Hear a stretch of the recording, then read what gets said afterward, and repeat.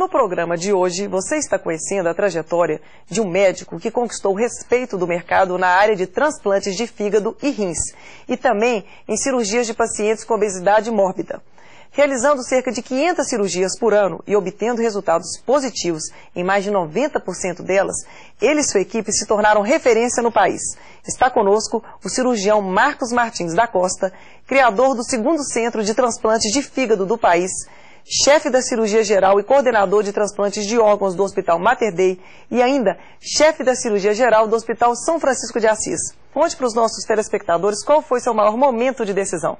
Olha, o maior momento de decisão foi a minha saída do país, quando eu estava terminando a residência de cirurgia geral e procurar um centro de referência em transplante de órgãos. Certo. Essa saída foi uma saída bem planejada, eu tive que planejar essa saída com 1 ano e meio de antecedência, porque as coisas lá fora são muito mais burocráticas do que aqui dentro.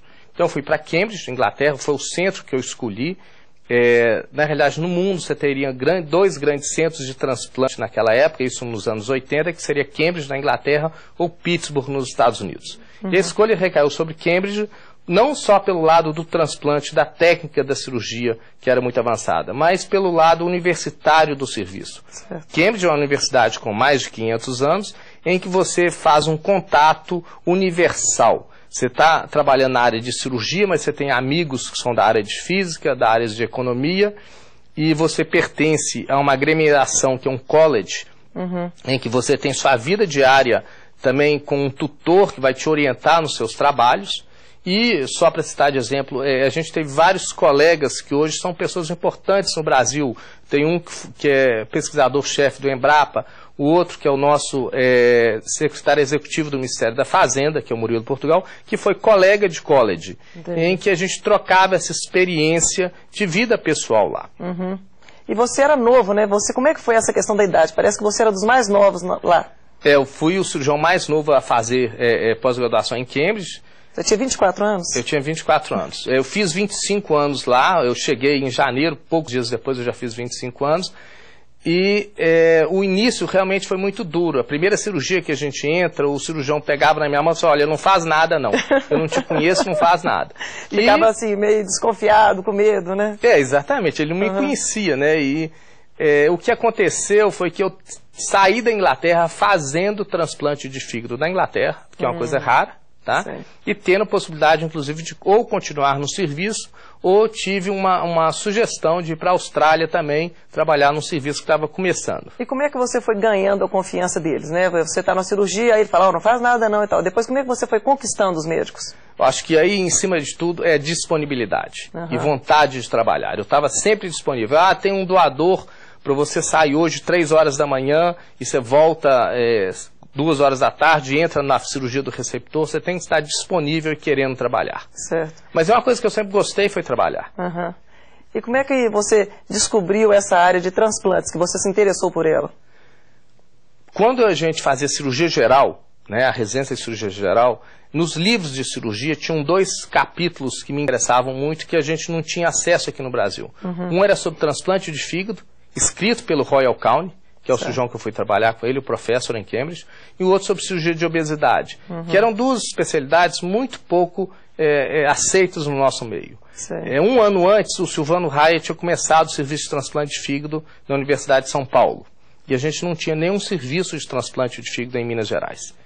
Então, e a cirurgia hepática é uma cirurgia mais trabalhosa, tem um risco maior de sangramento, então sempre nos deu vontade de fazer alguma coisa diferente, que nos exigisse mais. Entendi.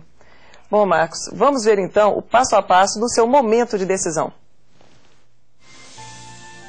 O maior momento de decisão na vida do médico Marcos Martins da Costa foi ir para a Inglaterra, em Cambridge, fazer pós-graduação em 1986. A decisão foi tomada durante o período de residência e exigiu um longo planejamento. Era preciso fazer contatos no exterior para conseguir uma bolsa de estudos.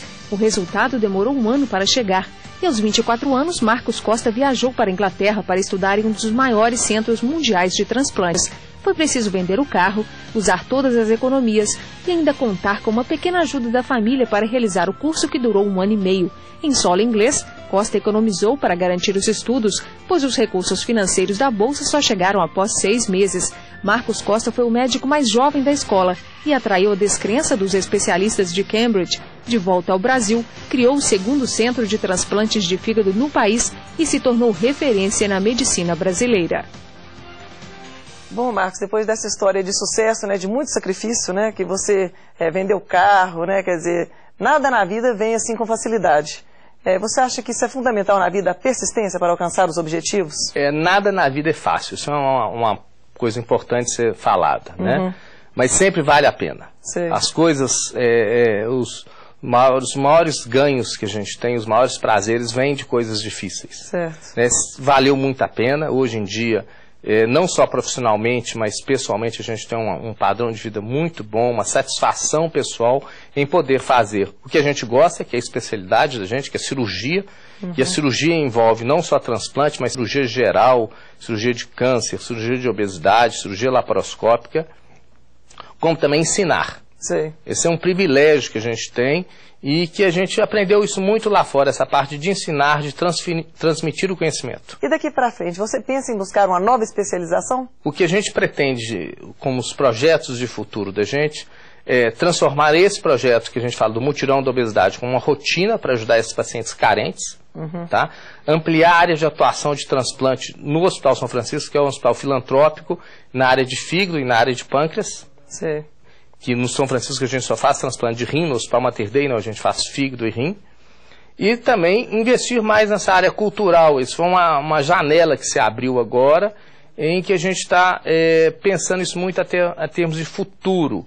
Quando você pensa que você é um cirurgião, você vai ter mais 25 anos de máximo de atividade prática, né? Sim. Porque é uma coisa que depende muito do físico.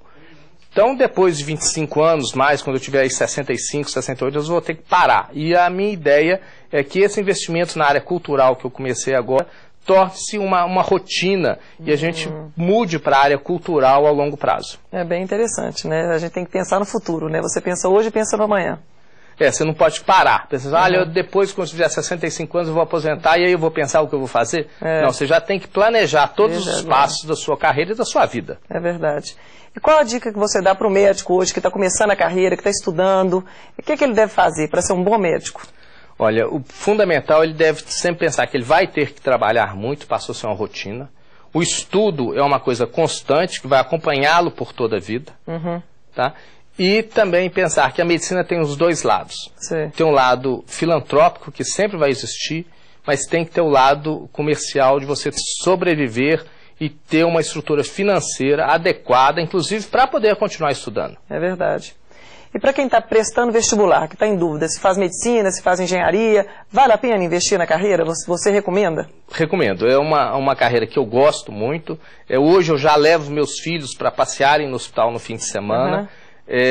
Você tem grande gratificação de encontrar com os pacientes que você opera.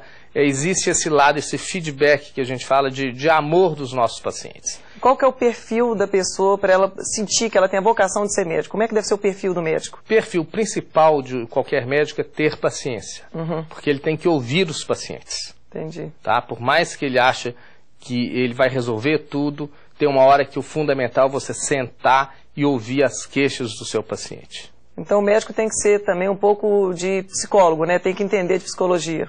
Sem dúvida. Porque as doenças são orgânicas, né? Mas elas estão dentro de uma pessoa como um todo. Então, se você só for olhar a doença física, biológica, e não olhar a doença mental que está por trás, o sofrimento que as pessoas trazem por trás daquela doença, você não vai conseguir curar o seu paciente. E quando você está escolhendo um novo médico para entrar na sua equipe, o que você olha neste médico? Primeiro de tudo, né, se ele, durante o período que ele trabalhou com a gente, se ele foi uma pessoa competente ou não. Tá? Eu tenho até médicos que vieram de fora, que não trabalharam com a gente aceitou no serviço. Sim. Segundo, a vontade de trabalhar muito. Tá? Tem que ter uma capacidade grande de trabalho. E o segundo, tem que ser um bom caráter. É importante ter essa disponibilidade que você teve quando estava em Cambridge, né? A hora que precisar estar ali, né? 24 horas, né, por dia. São 24 horas por dia. Né? Inclusive, é uma coisa prática. Se você tem um dentista e passa mal e aquele dentista não te atende, você vai mudar de dentista. É verdade. Então, quando você é um médico, se o paciente está precisando de você, você tem que formar uma equipe que vai te atender todos os dias. Então a medicina é um sacerdócio, como falam. Eu acho que a medicina é um prazer se você gosta dela. Uhum. E para a esposa, né? Como é que é para sua esposa, ela é paciente, ser mulher de médico? De repente está ali dormindo e tal, não sei o que, e toca o telefone e tem que sair. Como é que faz isso? Para conciliar? É difícil. A minha esposa já me conheceu quando eu já trabalhava todos os dias, 24 horas por dia. Uhum. Não é fácil, porque várias vezes você tem uma festa para ir, está tudo programado, você interrompe isso. Você tem um jantar na sua casa e aparece um transplante de fígado, você tem que suspender tudo. Mas ela tem que aceitar, né? Ela conheceu essa pessoa. E para os seus filhos, você sonha que algum dos seus filhos seja um dia médico, como você é, como seu pai foi? Você pensa nisso? Sem dúvida, a gente quer continuar a tradição. Eu acredito que tem dos 3 filhos, no mínimo um vai ser médico, né? Eu acredito que vão ser 2. E acho muito importante, porque são pessoas que estão vendo, aprendendo não só uma profissão, mas o amor que a gente tem com essa profissão. Bom, Marcos, eu queria agradecer a sua participação. Eu tenho certeza que a sua história vai ajudar o nosso telespectador que está estudando, que está investindo na sua carreira. As suas dicas foram muito importantes. Muito obrigada. Eu que agradeço. Nosso programa termina aqui. Se você pensa em construir uma carreira e não em abrir o próprio negócio, use o exemplo do médico Marcos Martins da Costa como inspiração. Ele planejou a carreira e não economizou esforços na busca por conhecimento. Seja qual for a sua escolha, boa sorte! E se você quiser conhecer as entrevistas anteriores, acesse nosso site momentodedecisão.com.br. Muito obrigada pela audiência e até o próximo Momento de Decisão.